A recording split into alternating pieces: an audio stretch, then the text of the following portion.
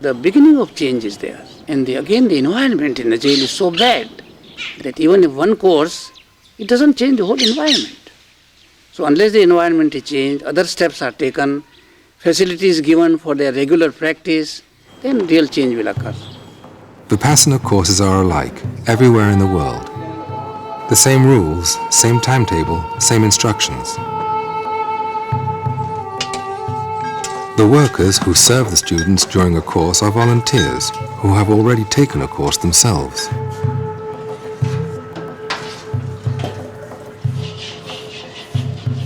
A teacher appointed by Mr. Goenka stays within the course site for 10 days and conducts the course voluntarily.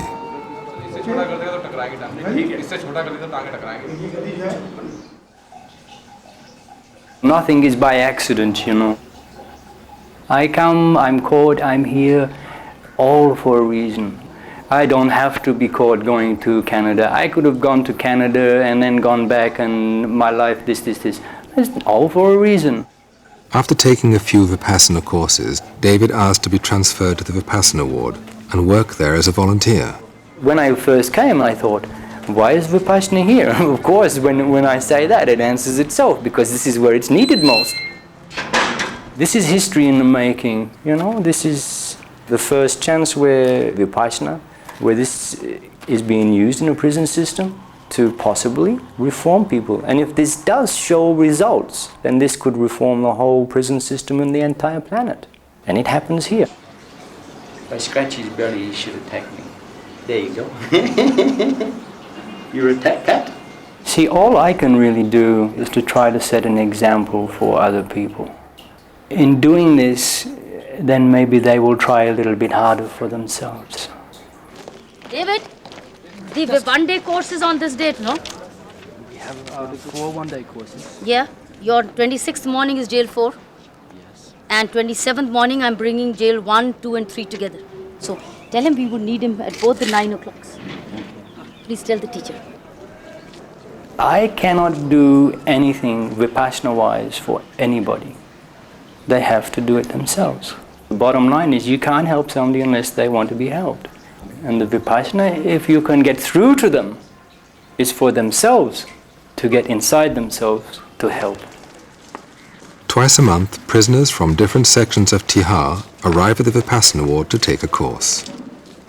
Some of them have done this a number of times.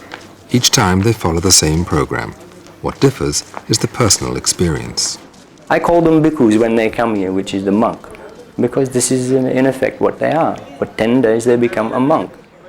A lot of people are under the impression this 10 days they come over here is so easy. It's not. You have to work. There's no sort of lazy way out of it. And actually going on the course sort of forces you to work. It's like being thrown into a swimming pool. You know, you have to swim then.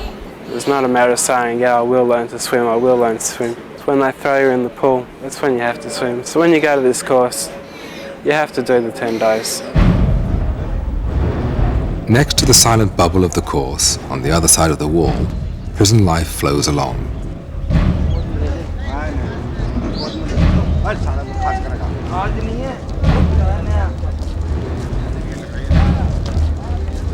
In Tihar jail, prisoners can have yoga lessons, counseling sessions, and other educational programs. But a Vipassana course is quite different from these activities, and prisoners are not always aware of this fact. We're in jail, and jail have jail rules. This is Vipassana. Vipassana has Vipassana rules. And it happens to be that Vipassana rules are more strict than what the jail is. Some of them understand, some of them don't understand. You see, in jail they have the rules, but the game is to bend the rules as much as they can do, or change as much as they can to take control themselves. And they bring that same attitude in here. You still bathing, boy? And I say, no, this is not jail. That's jail. You want to go back to jail, you can go back to jail, but this is Vipassana. We do have a little bit of people who become jealous, maybe envious, because here people seem to get a little bit more than what other people do. They don't realize that the guys who come here are putting more into themselves. if somebody has had some sort of experience or self-discipline, then they seem to be falling into it much easier. Let's understand that 10 days is the basic, you know. I mean, this is the least amount of time necessary to get some sort of a spark to the candle. And sometimes that spark doesn't ignite. Maybe you need another spark, another spark. But after a couple, the light starts to flicker, it grows, and then the candle is lit. Change does not come easy way. Change takes a time. And as I told you earlier, that this revenge, which I had, and anger, quick temper, is still subsiding. I'm not telling you exactly it went off completely one time, bam, I did a vipassana, I sit down and it just went out like that. It's still subsiding, subsiding, subsiding.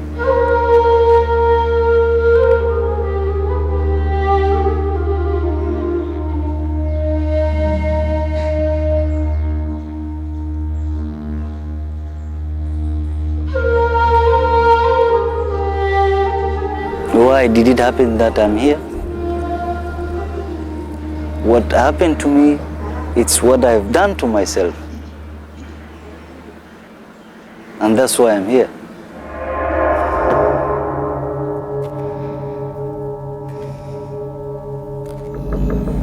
I don't trust people as I used to do. Sometimes I meet them and they treat me not good. And I think if I have a vote, I would just pull the pin and let the whole thing explode, that's it, and start all over again. Vipassana keeps trying to bring me back away from this distrustful people.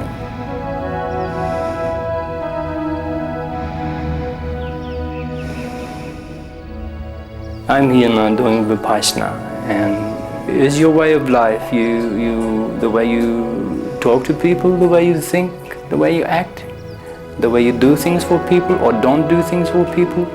The art of living, they call this.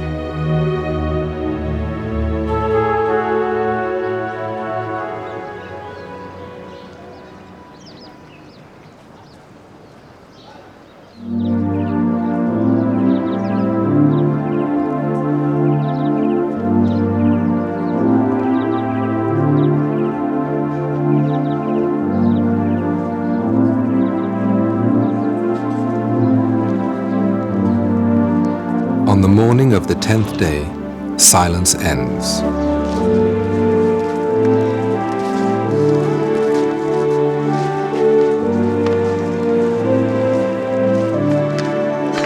On this special day, it becomes clear how long a journey it has been.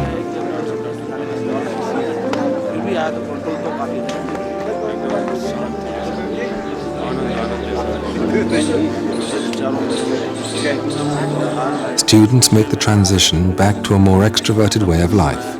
For the first time in 10 days, they can actually talk and share experiences. परंतु जब दूसरा दिन हुआ तो इच्छा हुई भाग जाऊं यहाँ से, तो जब रास्ता निकला भगने का, फिर मैंने सोचा अगर फंस गए तो क्या करना, इसको देख लो ये क्या चीज है आखिर, जिससे इंसान खुद ब खुद अपना दिल और मन को टटोल कर ये देख सकता है कि मैं किस रास्ते पे जा रहा हूँ. It was a great opportunity for me being here. Before I used to regret, now I'm not regretting it. There is no any regret within me. That yes, it happened and I did this mistake. So right now I look in future ahead. Actually, I come from a very orthodox Muslim family, and my parents, when they used to pray, and I was a very curious child, that you are praying and this person whom you are begging always, where is he? Is he upstairs? Nobody see him, and why can't he listen to prayers? Why is he prejudiced? I was looking for something which have a universal appeal, something which doesn't condemn other religions, saying that this religion is bad, this ours is good. Actually, I found what I was looking for. For all these years, the thing which has been bugging me, I found the answer here. Before I used to feel a lot of self-pity about being inside jail, you know, I think why should this have happened to me, all this sort of thing. Having the vipassana course, it's like, I'm grateful that it was there, you know, I'm almost grateful for coming to jail to actually go there and, you know, have the opportunity to do it. You know, I often think to myself, when I get home, you know, I've got my own bedroom, I can meditate there, I can make it a regular part of my life. But, you know, old habits die hard, and it's very easy just to fall back into the old pattern of lifestyle.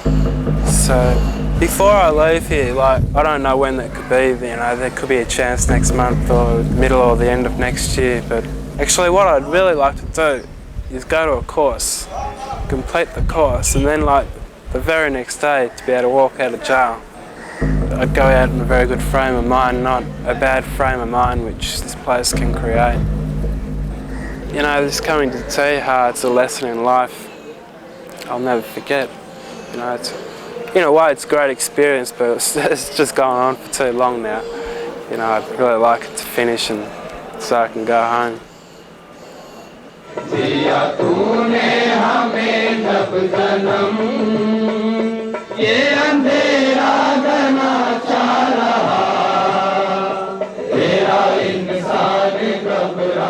It sure has come a long way. Earlier prisons were not being opened for this course. Some were not. But now the government of India sent out a circular to all the prisons in India to encourage vipassana courses. Because the prisons were capable of receiving it. Staff was accepting this. The community outside was expecting this to happen. You know, there was a positivity of a belief that this can happen in the prison now. People who were being released from the prison were not coming back anymore. Outside, people had started to see the change in their thinking and behavior. So there's been no looking back.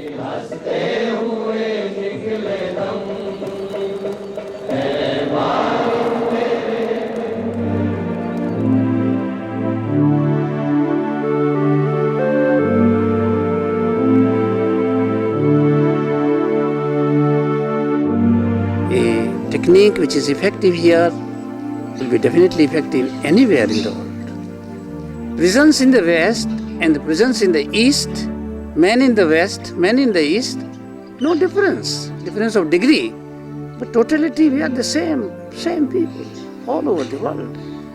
The traditions are different, culture is different, but man is not different. His attitude is not different. Governments are not different. It looks that government in India may be harsh and prison conditions are very bad. It's a comparative picture. Even if you build all good things in the jail and all facilities, it doesn't mean that it is a good prison. What is the attitude of the people? That is very important. When a Vipassana course ends in Baroda jail, a special event takes place. In the presence of social workers and guests supporting the Vipassana program, the superintendent, a Vipassana student himself, greets the inmates coming out of the meditation hall.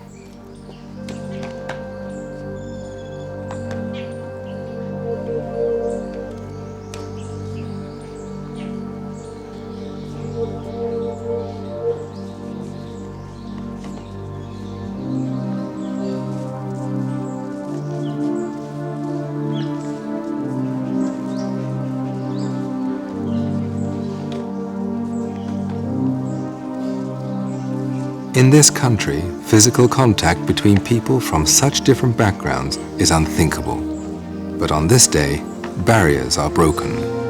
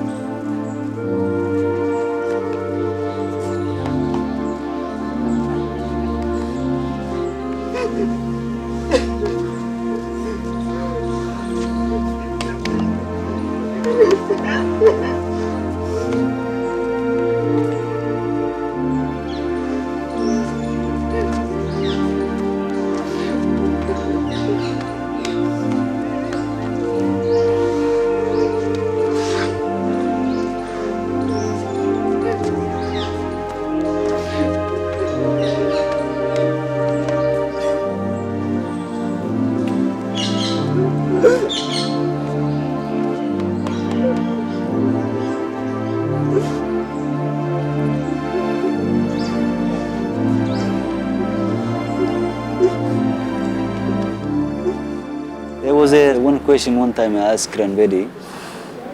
I asked her about, I say, Madam, how many people in this world you think that they are doing? They are just here in this world. They believe they are here in this world just to do good. What's the percentage? She looked at me and there was maybe 20, 30 people sitting there. She said, you are the percentage. It's you people. Okay, it's you who can make it this world a better place.